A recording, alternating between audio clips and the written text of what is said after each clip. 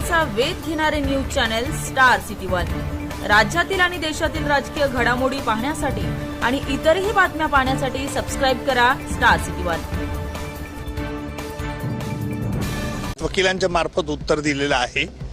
त्या अर्जाची चौकशी 17 तारखेला होईल आणि त्या अर्जावर त्याचा युक्तिवाद माझे सहकारी ॲडव्होकेट कोल्हे हे करतील। तसेच या खटल्यामध्ये मोकाकाखाली मला दोषमुक्त करावे असा जो वाल्मिक कराडचा अर्ज होता त्यावर आम्ही कोर्टाला न्यायालयाला असं प्रस्तावित केलं की आपण याला दोषमुक्त करावं किंवा त्याच्यावरती आरोप निश्चित करावे आणि त्याप्रमाणे असा आम्ही जो निर्णय घ्यायचा आहे तो एकत्रित सुनावणीत घेण्यात यावा। अर्थात त्यावरती न्यायालयाने आणि अर्थात बचाव पक्षांच्या वकिलांची हरकत असल्यामुळे बचाव पक्षांच्या तर्फे असं सांगण्यात आलं की प्रथम दोषमुक्तीतून त्याला मोकाखातून त्याला मुक्त करावं, या अर्जावरती चौकशी व्हावी, त्याला आम्ही हरकत नाही असं म्हटलं आणि म्हणून आता वाल्मिक कराडला मोकाच्या तरतुदी लागू होतात किंवा कसं यावरचा 17 तारखेनंतर युक्तिवाद होईल।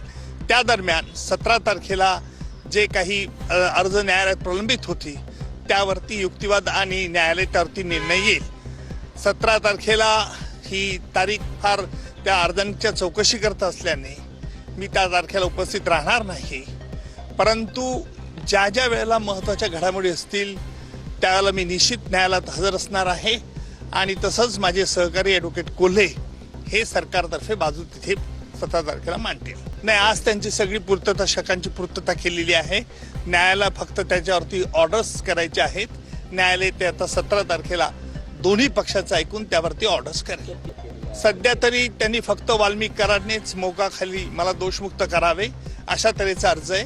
त्याला न्यायालयाला आम्ही प्रस्तावित केलं होतं की दोघा अर्जांची सुनावणी म्हणजे जो आम्ही आरोप त्याच्यावरती ठेवू इच्छितो सुनावणी घेण्यात यावं। बचाव पक्षाने त्याला हरकत घेतल्यामुळे प्रथम वाल्मिक कराडला दोषमुक्त मोकामधून करावी किंवा नाही या संदर्भात चौकशी होईल। न्यायालयात आम्ही वाल्मिक कराड व त्याचे इतर सर्व सहकारी यांच्या विरुद्ध कोणते आरोप न्यायालय निश्चित करावे याची जंत्री न्यायालयात आज आम्ही हजर केली होती, परंतु न्यायालयाने सांगितलं की अगोदर त्याचा दोषमुक्तीच्या अर्जाचा निकाल झाल्यानंतर त्यानंतर त्यावरती निर्णय घेऊ। दोन्ही पक्षाचं त्यावरती म्हणणं ऐकलं जाईल, मग न्यायालय त्याच्यावरती निर्णय घेईल।